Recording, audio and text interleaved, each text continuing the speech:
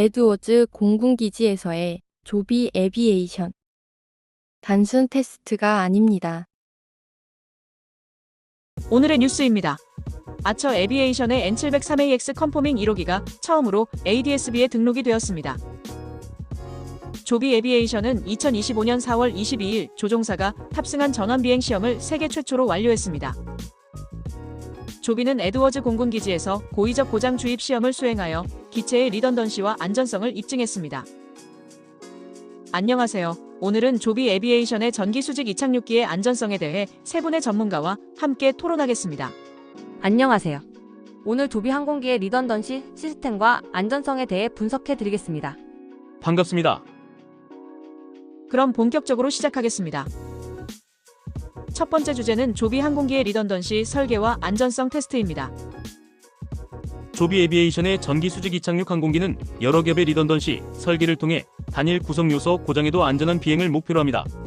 이 항공기는 한 명의 조종사와 4명의 승객을 태울 수 있는 6개의 프로펠러 구조로 6개의 전기 모터 프로펠러 유닛 각각이 독립적으로 추력을 제공합니다.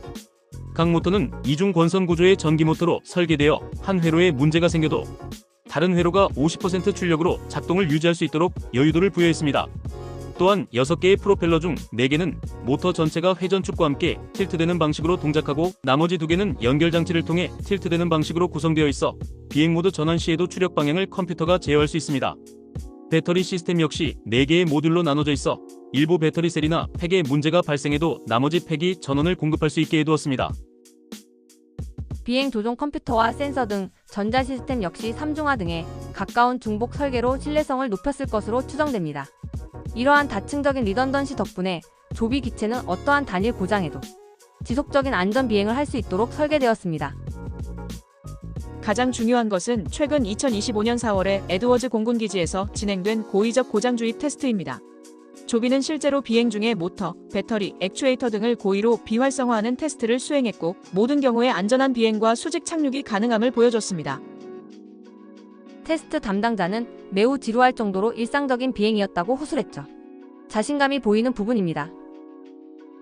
그런데 이런 다중 리던던시 접근법에 대해 소셜미디어에서는 의견이 나뉘어요. 높은 기술력으로 위험을 줄인다는 지지파와 결국 단일 실패점은 배터리라고 우려하는 사람들이 있거든요. 조이님, 실제로 배터리 완전 실패 확률은 어느 정도인가요? 정확한 수치는 조비가 공개하지 않았지만 EASA 인증 기준에 따르면 이런 치명적인 고장의 확률은 10억 비행시간당 한 번 미만이어야 합니다. 조비는 이 기준을 만족하기 위해 배터리 시스템을 다수의 모듈로 분할하고 하나가 고장나도 다른 모듈이 즉시 보완하도록 설계했습니다. BMS 자체도 이중화 설계를 했고요. 이는 단순한 이론이 아니라 이번 에드워즈 공군기지 시험에서 실제로 입증된 내용입니다.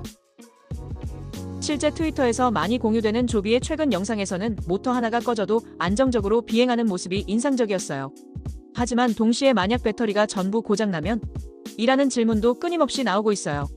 FAA는 여기서 조비에게 어떤 대책을 요구하고 있을까요? 헬리콥터는 엔진 고장 시 로터의 공기 저항으로 비상 착륙하는 오토로테이션이 있고 일반 비행기는 활공이 가능한데 eVTOL은 어떻게 되는 거죠? 좋은 질문이지만 아담님도 헷갈려 하시는 것 같네요.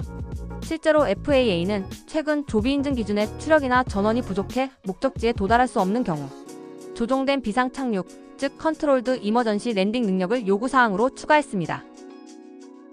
그런데 여기서 주목할 점은 컨트롤드라는 점입니다. 간단히 이야기해서 오토로테이션이나 낙하산 등은 컨트롤드로 인정받을 수는 없어요. 도심에서 오토로테이션으로 착륙한다고 한들 남의 집 위에 착륙하면 그게 안전하겠습니까? EASA와 FAA 모두 동등한 수준의 안전을 제공할 수 있는 대체 수단을 권고하고 있습니다. 즉 리던던시 확보를 통해 사고 확률을 10억분의 1로 줄일 수 있다면 더 능동적인 대책이라고 인정하도록 명문화하고 있죠. 물론 조비는 날개가 있어 활공도 가능합니다만 그걸 요구하지는 않아 보입니다. 로빈슨 R414 전기로터 기종 같은 건 UAM으로 승인이 날 수 없겠군요. 활공이든 오토로테이션이든 컨트롤드 랜딩은 아니니까요. 정확히 다시 말하자면 조비의 접근 방식은 다중 리던던시를 통해 완전한 전원 상실 확률 자체를 극단적으로 낮추는 것입니다. 6개의 독립적인 프로펠러, 각각 이중 권선 모터, 4개의 독립적인 배터리 팩이 있어서 하나의 프로펠러 스테이션에 문제가 생기면 대각선에 있는 스테이션을 끄고 정상 비행을 계속할 수 있다고 공식 발표에서 밝혔습니다. 조비가 보여주는 방식은 안전에 대한 완벽주의입니다. 결과적으로 승객을 태운 실험 비행에서도 안정적인 이착륙과 비행 전원을 연이어 성공시키고 있습니다. 한마디로 요약하면 모터의 전원이 전부 나가는 일은 극도록 어렵단 말이군요. 그렇기 때문에 활공 능력을 굳이 말할 필요도 없네요. 이게 없어도 10억분의 1의 확률을 충족할 테니까요. 4월 26일에 오사카 엑스포에서 시연 중이던 헥사 리프트 EVTOL의 블레이드가 파손된 것에 대해 이야기해보겠습니다. 이 사건이 조비에게 영향을 미칠까요? 사고는 4월 26일 오후 2시 53분 오사카 엑스포 행사장 내 이착륙 구역에서 발생했습니다. 리프트 헥사는 시범 비행 중 프로펠러와 모터를 연결하는 18개의 부품 중 1개가 분리되었으며 기체 프레임 일부도 파손되었습니다. 트위터 분석 결과 헥사 언급량의 68%가 부정적이었습니다. 긍정적인 부분은 로터 하나가 날아가도 파일럿은 인식조차 못할 정도로 기체가 안정적이었다는 언급이고요. 특히 무면허 운전 가능이라는 점이 무책임으로 확대 해석되며 부정적인 피드백을 보여주었습니다. 조비도 비행 중에 로터가 파손이 된다면 대중들이 어떻게 생각할까 걱정이 되네요. 헥사의 커넥터 소재인 알루미늄 7075-CT6는 항공기 구조용으로 널리 사용되지만 피로 수명과 파단 인성이 근본적 한계를 가집니다. 제가 조사한 자료에 따르면 알루미늄 커넥터의 근본적 문제는 피로 크랙 검출 시간 창, 즉 타임 윈도의 부족에 있습니다. 만약 해당 기체가 조비였다면 이륙 전에 이미 이상을 알았을 수도 있습니다. 조비에는 티타늄 기반 소재가 사용되었으며 알루미늄 기반 소재와의 근본적인 차이는 크랙에 강하다는 겁니다. 하지만 여기서 중요한 부분은 알루미늄에 비해 크랙 전파 속도가 늦어 피로 파괴 이전의 센서로 충분히 검출할 수 있다는 점입니다. 이게 이번 오사카 헥사에서 부족한 부분이었죠. 조비의 통합 센서 네트워크는 다음과 같이 작동합니다. 6축 가속도계 0.05ms 샘플링으로 피치 각도 오류 감지, 음향 방출 A 센서 50kHz 이상의 고주파 신호 포착, 적외선 열화상 0.05도 미만의 열적 이상 탐지. 이 시스템은 2022년 조비의 프리프로덕션 기체 사고 당시 틸트 액추에이터 진동 증가를 8.2초 만에 감지했으나 헥사의 시스템에서는 수명 관리 외에는 이상 진동 발견 시에도 제 시간에 크랙을 검출할 방법이 없습니다.